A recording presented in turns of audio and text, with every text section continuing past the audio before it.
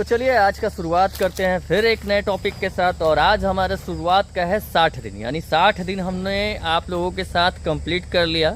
तो आज फिर एक छोटा सा टॉपिक डिस्कस करेंगे और उस टॉपिक जो होगा हमारे समाज से होगा, क्योंकि आपको पता है कि मैं रोज़ एक टॉपिक पे डिस्कस करता हूँ, कहीं ना कहीं से एक टॉपिक उठाकर आपसे बात करने की कोशिश करता हूँ और आपको बताता हूँ कि आप भी वैसे ही एक टॉपिक उठाइए और वीडियो बनाना स्टार्ट कीजिए, जो आपको समझ में आता है उसी पे कीजिए। तो आज का जो हमारा टॉपिक है, कल जैसा कि हम लोगों ने न्यूज़ के माध्यम से और पेपर के माध्यम से देखा कि हमारे ही बिहार के भोजपुर ज़िले के एक मदई गांव है जो चरपोखरी थाना से क्षेत्र से लगा हुआ है।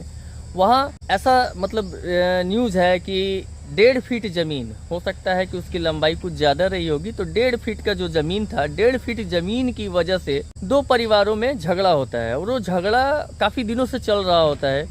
और उसके बाद फिर वो झगड़ा एक ऐसा रूप ले लेता है, अचानक से फिर झगड़ा उत्पन्न हो जाता है और वो ऐसा रूप ले लेता है कि वहाँ पे 2 व्यक्तियों की जान चली जाती है और दर्जनों लोग घायल हो जाते हैं। तो अब आप मुझे बताइए, क्या ये झगड़ा जायज़ है? क्या थोड़ी सी ज़मीन के लिए ज़िंदगी ख़त्म कर देना किसी की ये जायज़ है?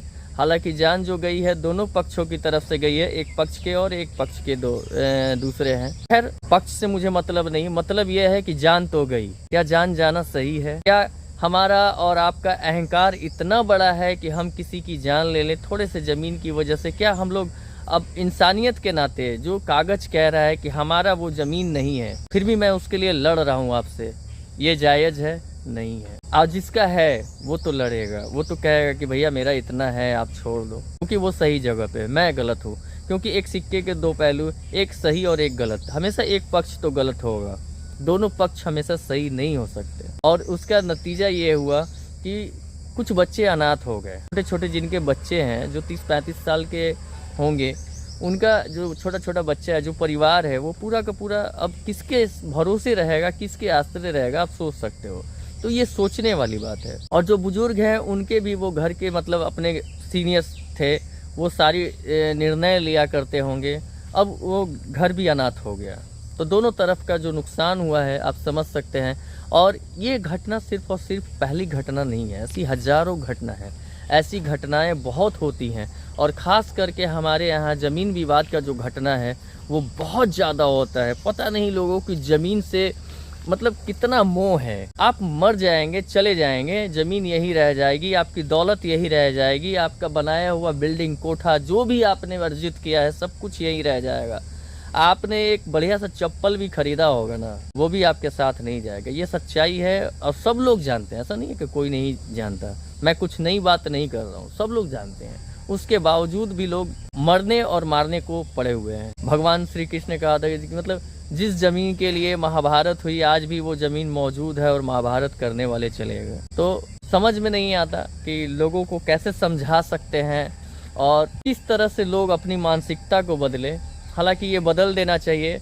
जितने भी हमारे भाई हमको देख रहे होंगे, सुन रहे होंगे, मैं उनसे एक नम्रतापूर्वक आग्रह करता हूँ कि थोड़ी सी ज़मीन के लिए आपस में मतभेद न करें और जो भी है थोड़ा बहुत उसको अपने बैठकर एक जगह अच्छे से उसको समझ लें, समझ के उसको ख़त्म कर दें। उसे कानूनी कार्रवाई में ना ले जाएं और मारपीट में ना ले जाएं, झगड़े में ना ले जाएं। क्योंकि आप और हम, हो सकता है कि उनके रिश्ते हो सकता है कि पड़ोसी हो, रहना वहीं जीवन भर है। और जो परिवार का एक होता है, अपने संस्कार का आप परिचय दीजिए और उसको ख़त्म कीजिए। ये अच्छी चीज़ नहीं है। जान जाती है तो किसी की भी जान जा रही है, बहुत अफसोस होता है सुनकर। और इस तरह की घटनाएं काफ़ी निंदनीय हैं, अच्छी नहीं चीज़ है। आशा करते हैं कि इस वीडियो के माध्यम से जो लोग भी सुन रहे होंगे मुझे, वो इस तरह के जो चीज़ें हैं उनको ख़त्म करने का एक बार प्रयास ज़रूर करेंगे और इसे चाहेंगे कि ख़त्म कर दें। और ज़मीन वाकई कोई लेके नहीं जा सकता, मिट्टी वहीं रह जाएगी और आपका शरीर मिट्टी हो जाएगा।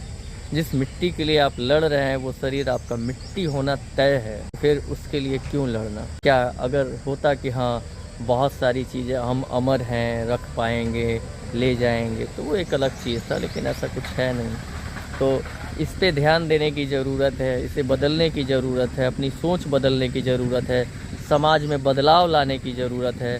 जब आप ऐसा करेंगे तो आपके बच्चे कैसे होंगे? अपने बच्चों को, भविष्य को देखिए, बच्चों को संभालने की ज़रूरत है। बहुत सारी चीज़ें हैं, तो इस पे विचार अवश्य कीजिएगा। मेरी बात अगर आपको अच्छी लगी हो तो इस वीडियो को ज़्यादा से ज़्यादा शेयर कीजिएगा, लाइक कर दीजिएगा, और अगर आप नए हैं तो मुझे फॉलो कर लीजिएगा। तब तक के लिए आप मुझे आज्ञा दीजिए।